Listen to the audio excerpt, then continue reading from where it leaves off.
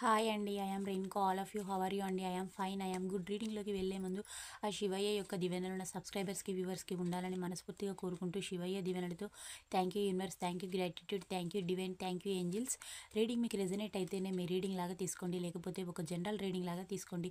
ఈ reading male అయితే female లాగా, ఫీమేల్ అయితే మేల్ లాగా తీసుకోండి. ఈ రీడింగ్ వైఫ్ అండ్ హస్బెండ్ లవర్స్కి ఎన్ని సిచ్యువేషన్స్కి వర్తిస్తుంది, మీరు ఎప్పటి నుండి చూడడం స్టార్ట్ చేస్తారో అప్పటి నుండి మీకైతే ఈ రీడింగ్ అయితే వర్తించడం అనేది జరుగుతుందండి. మీ మనసులో ఉన్న మీ పర్సను నాపై కోపం చూపిస్తున్నారు అంటున్నారు. అది మిమ్మల్నా లేక థర్డ్ పార్టీనా? చూద్దామండి. మీకు రీడింగ్ అయితే యాక్యురేట్గా రావాలని నేను యూనివర్స్ని అయితే మనస్ఫూర్తిగా కోరుకుంటున్నాను. మీకు పర్సనల్ రీడింగ్ కావాలంటే పైన కాంటాక్ట్ నెంబర్కి అయితే కాల్ చేయొచ్చండి. టారో కోర్స్ అనేది కూడా నేర్పబడుతుంది. కార్డ్స్ అయితే షఫల్ చేశాను, వాటిని ఇలా స్ప్రెడ్ చేస్తున్నానండి. 1 2 వీటిలో నుంచి 10 కార్డ్స్ అయితే తీస్తానండి.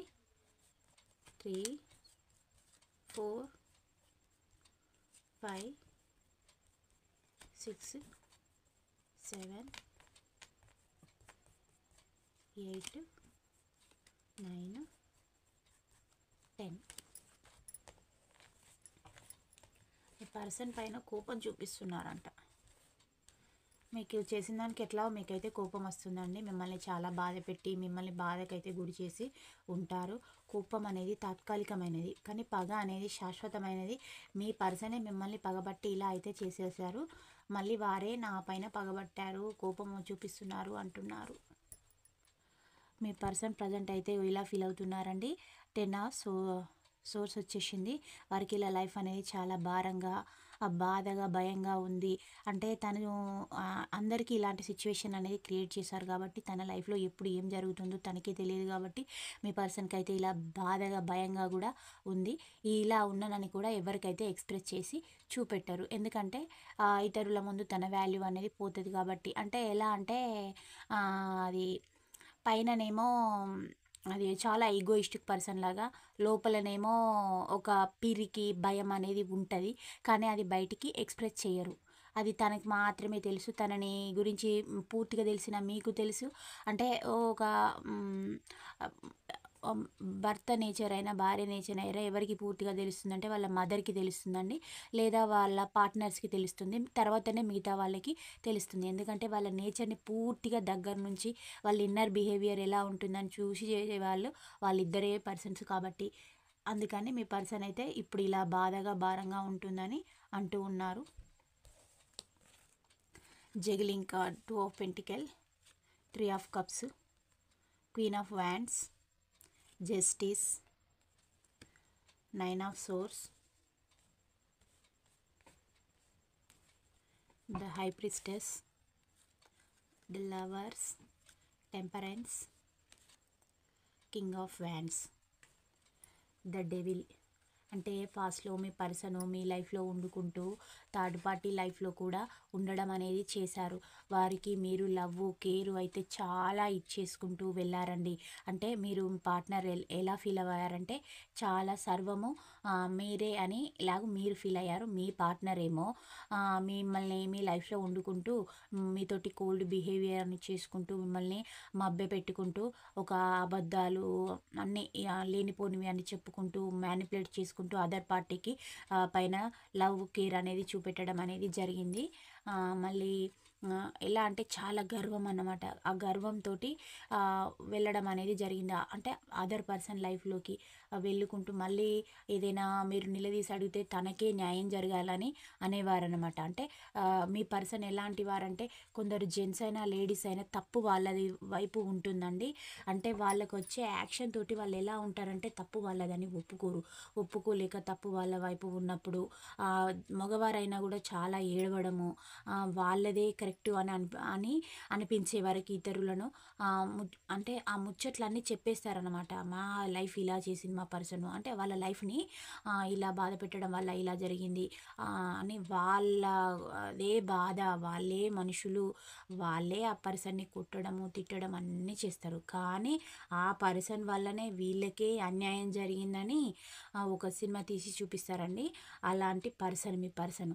అంటే తనది తప్పు కాదని ఇతరుల్లో ఒప్పుకునే వరకు, కొందరికి వినలేక వెక్స్ అయిపోయి కూడా నీదే కరెక్ట్ పో అని అనేలాగా చేస్తారన్నమాట. అలాంటి వ్యక్తిత్వం ఉన్న పర్సన్ మీ పర్సను అన్నమాట. అలాంటి ఎనర్జీస్లో ఉన్న మీ పర్సన్ గురించి అందరికీ తెలవడము, అంటే నన్ను ఇప్పుడు ఎవరు నమ్మడం లేదు నేను చేసిన దానికి, నా పర్సన్కి కూడా నా పైన చాలా కోపం వస్తుందని అంటూ ఉన్నారు.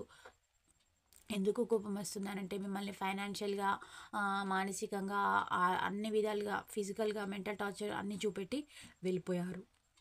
ఒకవేళ మీది కనుక మ్యారేజ్ బంధం అయి ఉంటే మీ బంధాన్ని కూడా మీ పర్సన్ అయితే మోసం చేయడం అనేది జరిగింది.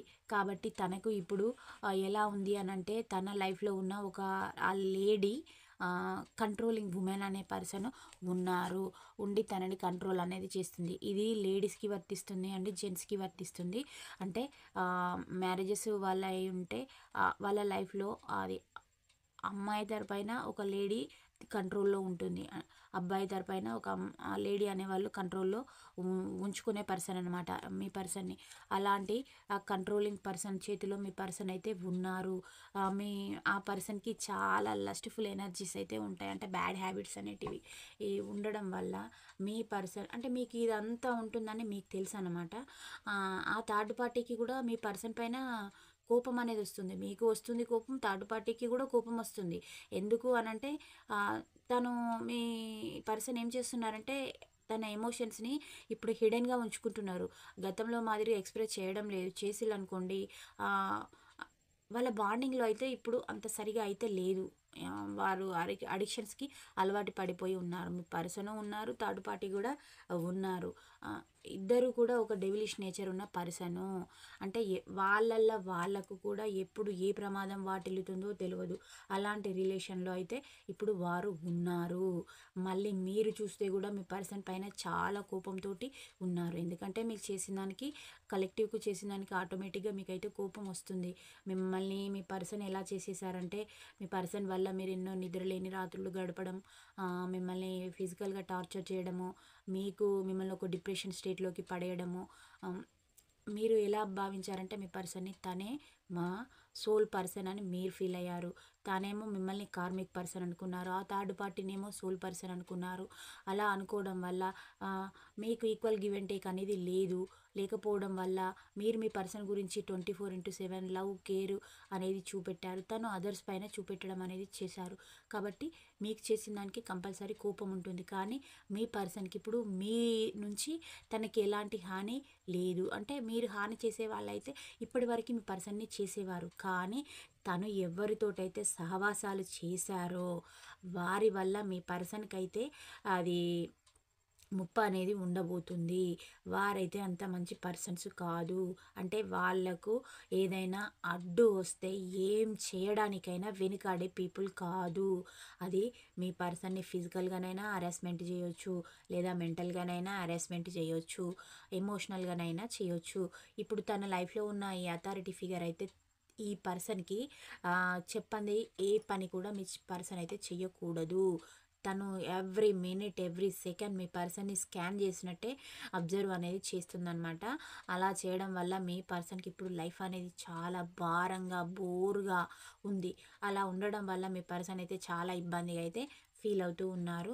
నా లైఫ్లో ఎప్పుడు ఏం జరుగుతుందో నా పర్సన్కి చేసిన దానికి అని ఇప్పుడు ఇలా అయితే ఆలోచిస్తూ ఉన్నారు. మీ కోపం ఏమో తాత్కాలికమైనదండి, కానీ థర్డ్ పార్టీది కోపము, వారి గనుక కోపం వచ్చేస్తే మీ పర్సన్ని ఏం చేయడానికైనా వెనకాడరు. మీ పర్సన్ భయపడేది థర్డ్ పార్టీ గురించి. అంటే తనని గనుక మీ పర్సన్ ఎదిరించడం అనేది చేస్తే మీ పర్సన్ని తను అవసరమైతే తన ప్రాణాలకు కూడా ముప్పు అనేది ఉంది. ఎందుకంటే వారికి మల్టీ రిలేషన్స్, చెడు సహవాసాలు అనేటివి ఉన్నవి.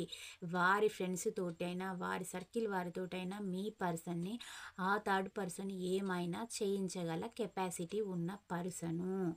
ఎందుకు అనంటే వాళ్ళకి లస్ట్ఫుల్ ఎనర్జీస్ అనేటివి ఉండడం వల్ల వారు ఏం చేస్తారంటే ఏం చేయడానికైనా వెనకాడరు. అలాంటి వారితోటి చేసే సావాసం అనేది చేసి మీ పర్సను అసలు వాల్యూ లేని పర్సన్గా సొసైటీలో మిగిలిపోయారు. మీ పర్సన్కి ఎలాంటి వాల్యూ అనేది లేదు. మీ పర్సన్ ఒక రాంగ్ పర్సన్ని చూజ్ చేసుకొని రాంగ్ డైరెక్షన్లో వెళ్ళడం అనేది జరిగింది. అందువల్ల మీరు కూడా మీ పర్సన్ని చేంజ్ చేయడము, మీ లైఫ్లో మీరు వండుకుంటూ మీ లైఫ్ గ్రోత్ అంటే మీరు ఎలా చేస్తున్నారంటే మిమ్మల్ని మీరు నా ఎలా ఇప్పుడు మీరు సెల్ఫ్ ఇండిపెండెంట్గా వండుకుంటూ మెన్ అయినా ఉమెన్ అయినా మీ పర్సన్ని మీరైతే పక్కన పెట్టారు. పక్కన పెట్టేసి మీ లైఫ్ అంటే మీ పర్సన్ ఇప్పుడు మిమ్మల్ని వైఫ్ అండ్ హస్బెండ్ అనుకోండి, ఒకవేళ మీది కోర్టులో కేసెస్ ఇట్లా నడుస్తుంటే మీ పర్సన్ మీ దాన్ని ఇప్పుడు తనకు ఒక ఇన్ఫ్లుయెన్స్ లాంటిది ఏదైనా ఉంది అనుకోండి, మీ ఫైల్స్ అనేటివి ముందుకు పోనివ్వకుండా దాన్ని చేసేస్తూ దాన్ని స్ట్రక్డ్ పొజిషన్లో పెట్టేసి హోల్ సిచ్యువేషన్లో పెట్టేసి దాన్ని తను అనుకునే విధంగా మోటివేషన్ చేసేసిన మీరు అలా చేసేస్తారని మీరు గెస్ చేసి మీరేం చేస్తున్నారంటే మీ లైఫ్ని ఎలా ముందుకు తీసుకుపోవాలి, ఈ పర్సన్ నుంచి నెగిటివ్ వచ్చినా ఏం చేయాలి, పాజిటివ్ వచ్చినా ఏం చేయాలని మీరైతే థింకింగ్ అయితే చేస్తున్నారు. మీ గురించి మాత్రమే ఆలోచిస్తున్నారు. ఇప్పుడు మీరు మీ లైఫ్లో మీరు ఎలాంటి అంటే మీరు మీ పర్సన్ అదర్ పర్సన్స్కి కనెక్ట్ అయి ఉన్నారు. మీరు మీ లైఫ్లో ఇండిపెండెంట్గా ఉన్నారు. అలా ఉండడం వల్ల మీరు ఏం చేస్తున్నారంటే నా లైఫ్ నేను నా ఫ్యూచర్ అని ఆలోచిస్తున్నారు. మీ గురించి మాత్రమే మీకు ఇప్పుడు కేర్ అనేది తీసుకుంటూ ఉన్నారు. మీ పైన మీకు ఒక స్టెబిలిటీ అనేది వచ్చేసింది మీ పర్సన్ వల్ల. మీ గురించి మాత్రమే ఆలోచిస్తున్నారు. ఒకవేళ తను మూవ్ ఆన్ అయి వెళ్ళిపోతే నా పరిస్థితి ఏంటి, ఒకవేళ మీరు పేరెంట్స్ అయి ఉన్నారనుకోండి, మీ కిడ్స్ గురించి అలా మీరైతే ప్లాన్ అయితే చేసుకుంటూ ఉన్నారు. మీ పర్సను అయితే కొందరు ఎలా అంటే వారి ఇలాంటివి నడుస్తూ ఉన్నాయి కాబట్టి వాళ్ళు ఒక లంచాల లాంటివి ఇచ్చేసి కూడా వాళ్ళు అనుకున్న విధంగా చేపించినా నేను ఏం చేస్తే ఏమైతా అని కూడా మీరైతే థింకింగ్ అయితే చేయడం అనేది జరిగిందండి. అలాంటి ఎనర్జీస్ అయితే వచ్చాయి మీ లైఫ్లో. ఇంకా ఎలా ఉండబోతుంది అని ఇంకొక 3 కార్డ్స్ అయితే తీస్తానండి. మీ పర్సన్ అయితే మీరు కష్టపడుతున్నారండి, మీ పర్సన్ కూడా కష్టపడుతున్నారు, కానీ మీ పర్సన్కి వాల్యూ అనేది లేదు. తను చేసింది తప్పు. మీరైతే ఇలా హ్యాపీనెస్ అనేది కోరుకుంటూ ఉన్నారండి. మీ పర్సన్ ఇలా థింకింగ్ అనేది చేస్తూ ఉన్నారు.